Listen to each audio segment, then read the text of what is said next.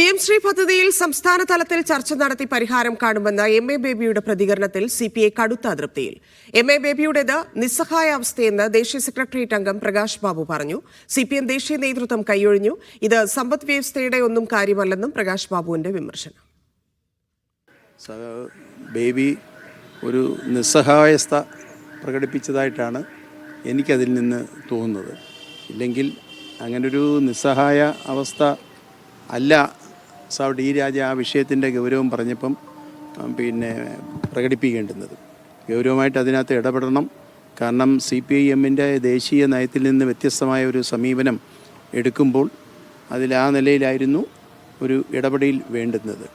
അങ്ങനെ പറഞ്ഞതുകൊണ്ട് കേരളത്തിൽ അവരുടെ പാർട്ടിക്ക് എന്തെങ്കിലും പുതുതായിട്ട് ഡയറക്ഷൻ കൊടുത്തിട്ടുണ്ടോ എന്നുള്ളത് ഇപ്പോഴറിയില്ല.